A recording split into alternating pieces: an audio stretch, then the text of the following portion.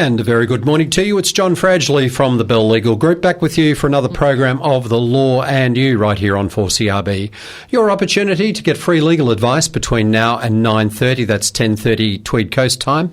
All we want you to do is get on that telephone as soon as you can. The number, of course, 55208888. That number 55208888. If you're ringing from south of the Tweed River, don't forget to put 07 in front of the number. Or you can email us at talkback@4CRB.com and we will be able to deal with those questions in our program next week. It's my great pleasure, though, to welcome to the studios this morning my colleague from Bell Legal Group, Dan O'Connor, who's one of the lawyers in the Wills and Estates team with me at 4CRB Bell Legal Group. Dan, so a very good morning to you, Dan. How are you? Good, thank you, John. Good morning, and good morning to the 4CRB listeners. Thank you. I said Bell Legal. Well, I'm sure there's a few of them listening as well. Yeah. As you would have gathered from the promos run during the week, Dan is here to talk about loans and gifts to children and how they may impact on estate planning. There's currently an historic amount of transferring of intergenerational wealth taking place across Australia and also internationally, of course, at the present time. And Dan, can you give us any idea of what's expected to take place in this area over the next 20 years or so? Yeah, so it's of historic proportions, John. It's the greatest transfer of wealth of all time, and over the next 20 years there's around $3.5 trillion anticipated to change hands between this generation to the next. And that is quite the mind-blowing figure, but it's even more mind-blowing when you think that that's just in Australia. That's an incredible figure. And Dan, where does the mum and dad bank sit in terms of banking institutions in Australia?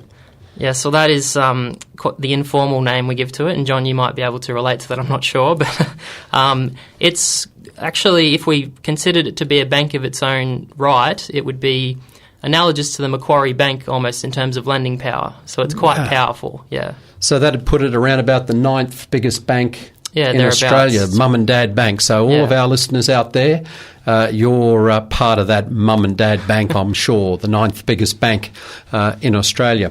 And Dan, one of the big areas where parents are helping their children out is with assistance to enable them to get the first homeowners grant. And can you give some idea of what sort of numbers are helping and what average amounts are being paid?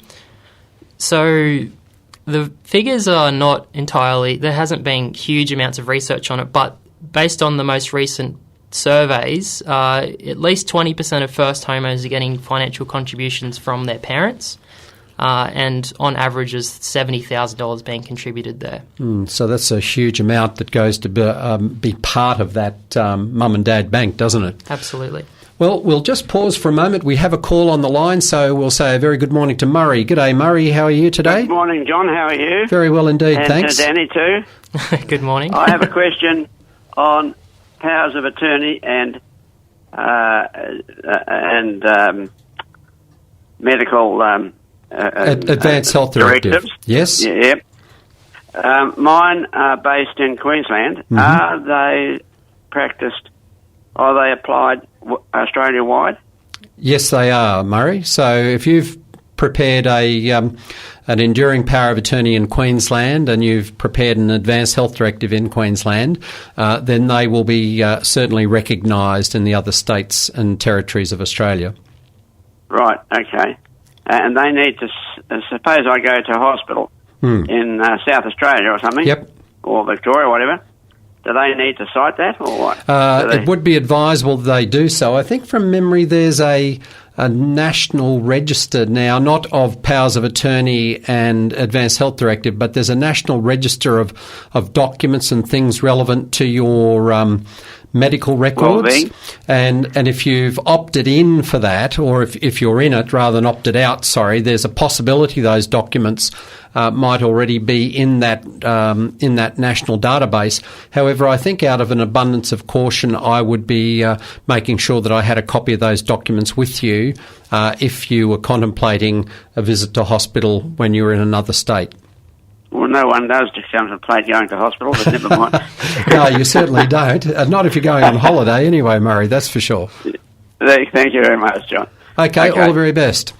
So, Dan, your views on that in terms of how people might be able to have those documents made known to medical facilities in other parts of Australia? Yeah, it's a bit of a tricky one. There are other jurisdictions in the world that have registers for things like wills and powers of attorney, which I certainly think has its merits. It does make things easier because it is a very difficult situation, and especially when original documents are held by solicitors, they have certain confidentiality requirements to their clients where they can't really disclose whether they hold documents or not sometimes. So it's a very tricky situation, and if there was a register, I think it would certainly help with that. And yes. Not having a will turn up after the fact. I know we've had experiences with that in the past, and it's a tricky one. Well, it certainly creates problems, that's for sure. But Dan, returning to the issue we're talking about now, so I suppose the big issue for parents is the money a gift or is the money a loan? And what's been your experience with this in terms of the identification of these sums of money going from mum and dad to one of their children, the formality or otherwise of documentation? That is the key problem, I say, John, because it never ceases to surprise me, and you would no doubt see this yourself as well, that there's so many instances where this is done with very little documentation or, in fact, no documentation at all. And when it comes to this, that is king, because after the fact, if someone's not there to explain their perspective, it's very difficult to establish which category it falls into, because there's a very big difference between it being construed as a gift versus a loan from a number of perspectives, but particularly from an estate planning perspective. And I suppose the other area too where whether it's a gift or a loan comes into high relief is if the marriage, for example, of one of your children falls on rocky times and they're going to split up, and mum and dad have made, from the mum and dad bank, have made a substantial contribution to the kids to help them with their first house or something. There could be, hundreds of thousands of dollars that have been passed over. And then the question of whether it's been documented, how it's been documented, and then you'll undoubtedly have the other party to the marriage saying, oh, no, look, it was a gift, whilst the parent's child will be saying, no, it was only ever a loan and it's intended to be repaid. That's right. And if you do intend for it to be a loan, and I would suggest most of the time that is preferable to a gift, it's extremely important that it's documented, because you have what's called the presumption of advancement when there's a parent who pays a sum of money to a child, where it's basically presumed to be a gift unless you can overcome that presumption. So it becomes very difficult to overturn that unless you've got something to support it. And yes, family case breakdowns in relationships are becoming a massive problem as well, particularly where mum and dad have helped buy that first property for them after they've just got married. They may have contributed significant funds to that, and unless they've got a registered mortgage on the property or at least some sort of unsecured loan agreement, that's going to be an asset of that marriage if anything was to go wrong. And of course that then goes into the pool, the matrimonial pool of assets for to be considered by the family court as part of the distribution of property when the marriage ultimately breaks down. Dan, you briefly mentioned earlier about how important it is, whether it's a gift or a loan, from an estate planning perspective. What's the major issue there?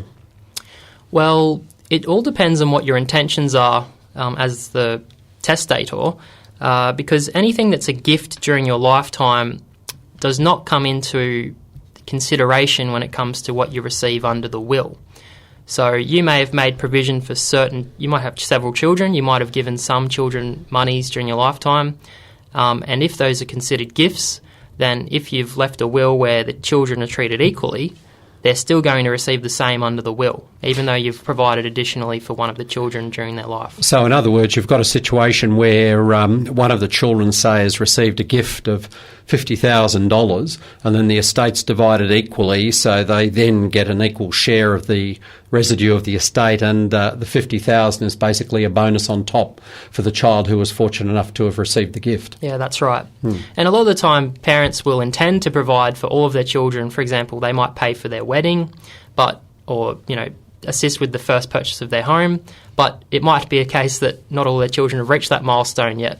So I feel that often a loan is preferable so that there is an equal division at the end of the day. At the end. Right, well, we've got another caller online. We'll say a very good morning to Jim. G'day, Jim. How are you today? Good, well, John. That's good. How can we help, Jim? My question is to Dan. Sure. My wife is a beneficiary of a family company in New Zealand, and these shares that she holds are to be transferred only within the family, right? Now, she wants to give these shares over to our children, which are a direct descendant of the guy that started the company up, the family company. Now, would that be classified as a gift or what in terms of? So, Jim, are you saying she's considering bypassing her share of the estate for it to go straight to the children? Yeah, she has already. Her parents have died. She received the shares plus her sisters and that. The rest of the family got shares. Now she wants to hand those shares over to the children so that we don't have them anymore. So she wants to transfer them now, Jim? Yeah. Pardon? Yeah. So she wants to transfer the shares during her lifetime? Yes. Right. Yeah, so Jim, it can be one or the other depending on how you document that. And I would say if you'd prefer it to be a loan, it definitely needs to be documented. You also need to be careful about things like triggering capital gains tax, etc., when it comes to those transfers. So there's a few things to factor in there, but yes, you can do it either by a gift or by a loan, depending on what you would prefer. And of course, the other thing too, Dan, that you would need to consider is how the gifting of those shares might impact your position with Centrelink if you're on a pension. Absolutely. That's extremely important because, there are those deprivation rules that apply. And it's pretty small figures when you think about in the scheme of things before it starts coming into effect. So, Jim, I think the short answer to your question is that before doing anything, it would be very wise for your wife to get both accounting, particularly taxation advice, and also to get advice from your solicitor.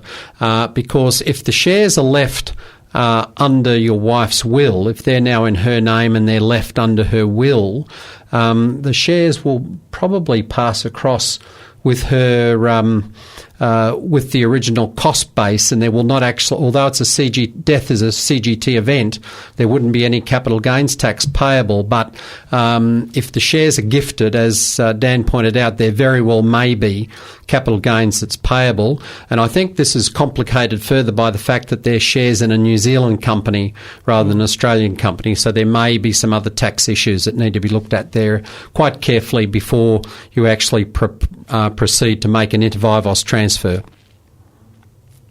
Okay, thank you very much for that. Okay then, No worries, Jim. Jim. See ya. All the very best. Well, Dan, that certainly did raise an issue that I know you were wanting to talk about, and of course that is the unwitting consequences that there may be of gifting things during your lifetime when you don't pay due regard to the possible implications that may have on your pension. We'll talk a little bit further about that after we hear from our sponsor. Hi, Ray Stevens here, your local state representative for the Mermaid Beach Robina area.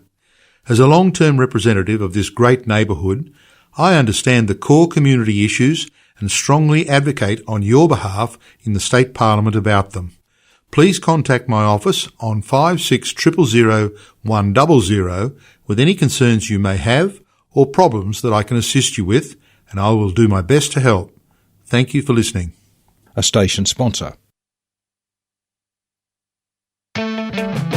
Harvey Norman South Tweed deliver anywhere and they guarantee to beat any genuine competitor's price. And if you want good old-fashioned service, then Harvey Norman South Tweed is the place to shop.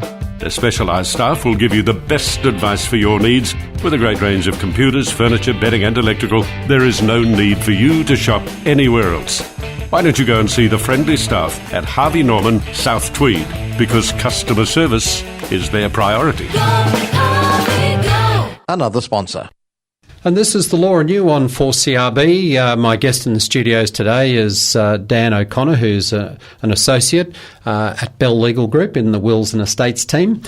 Dan, we've been talking about the issues surrounding loans and gifts to children as part of the estate plan. And Jim, who just called with that query about his wife potentially making an inter vivos gift of these shares to the children, has certainly touched one of the issues that I know you were going to talk about, and that, of course, is the potential impact upon the pension income or the pension that a person may be receiving when they make these gifts. Can you tell us a little more about that? Yeah, so when it comes to gifts, Centrelink have what's called the deprivation rules, which is generally $10,000 per financial year, and no more than $30,000 over 5 years. And that's the extent that you can give before there is any implication on your pension. So if you're looking to provide for a child a significant sum towards purchasing a property, for instance, you really need to make sure you get financial advice on that particular issue before you proceed, because I've certainly had clients come to me in the past who have done that without getting advice, and they've found themselves having to live off their savings because their pensions have been either reduced or removed entirely. And of course then they've got to wait out the period of time, which if the gift is substantial, it could easily be the balance of their lifetime. That's right. Under those deprivation rules. Yeah. Dan, we've got a caller online, so we might just say a quick hello to Joan. G'day, Joan. How are you this morning? Are you there, Joan? Yeah. Hello, how are you morning, this Joan. morning? Listen, can you tell me exactly what the man's talking about, please? What we're talking about? Yes, I just heard the word shares when I switched the radio on. Oh, That's right. No. Well, we had a caller ring in earlier, Joan, who was saying that his wife was thinking of gifting shares that she has to the children during her lifetime. And what we were saying is that there are potentially tax and legal issues that you need to consider, as well as the potential that it might impact your government pension as well. Yeah, look, I'm sorry, I misled you there. Was it the overall conversation? Is that about pensions or shares? No, we're talking about the legal consequences of making loans and gifts to children, how it may impact in relation to your estate plan. Yeah, okay. Well, so if you want to talk about shares, etc., that'll be tomorrow, Thursday's program, Finance Forum. All my question was, can I leave my shares in my will? Of course you can. They're the same as cash in the bank, shares, property, anything can be left under your will, no problem at all. Yeah, well, I've done that. I've put it into my will, but now are you talking about them paying capital gains? Only if there's a gift made during your lifetime, but ultimately your children will inherit your cost base on the shares. They will not have to pay any capital gains tax if the shares are inherited under your will. All right then? Thank you. Okay then, Joan, all the very best. And while we're there, we have another caller online. Gordon. G'day, Gordon. How are you today? Good morning, John. Thanks for taking my call. No trouble. How can we help? I'm making a call on behalf of a friend who Sure. I learned had paid flight tickets to the Philippines last year. It's over 8 months and she hasn't had a refund yet because from Visa there's been very hard to communicate, apparently. A lot lost with these digitisation processes, but there's quite a bit of money, $800 or $900, that has to be refunded for flights due to the fact that her husband became sick and had to have a heart procedure. Right. And he was prevented by ill health from going, and he was hospitalised. and she applied for the refund, and it still hasn't come through. So has the refund been approved? Apparently, she was due to have a refund for the funds to be returned to her, and it hasn't been effected yet. What recourse has she got? Well, is the refund coming from the airline or from the credit card? Apparently from the credit card. Because normally the refund would be from the airline, although the money would be paid back onto her credit card. Does she live in Queensland or New South Wales? Yes, Queensland. Okay, what I would suggest you do is call the Office of Fair Trading. Can I give you their number? Yes, please. So their number is 137468. 137468. Yes. So if you give them a call, you'd be able to go through all the facts and circumstances of the matter with you, and I'm sure they'll be able to steer you in the right direction. Okay, 137468, you said, John. That's it, correct. Yeah, thank you very much. Okay then, Gordon. Trading. All the very thanks best. for taking the call. Thank you, no trouble at all. And the time on 4CRB is just coming up to 26 and a half minutes past 9. That's past 10 on the Tweed. My guest in the studio today is Dan O'Connor, who's an associate in the Bell Legal Group in the Wills and Estates team. Dan, probably one of the things that we should just finish on today would be to just point out to our listeners the factors that should be considered if they want to properly document what they're doing in terms of these funds, whether it is a gift or a loan. Well, it should be documented either way. If it's a gift, it should be in the form of a deed of gift, presumably. If it's a loan agreement, there's a number of factors we need to consider as to how we craft that agreement. Will it be secured or unsecured? Will we be registering a mortgage on a property or something under the PPSR, for instance? Will there be interest payable? When are the payments to be made? What's the interest rate? Is the capacity for the lender to require payment on demand, which is extremely important when we consider things like protection of assets against family law risks for the child and for the parent as well.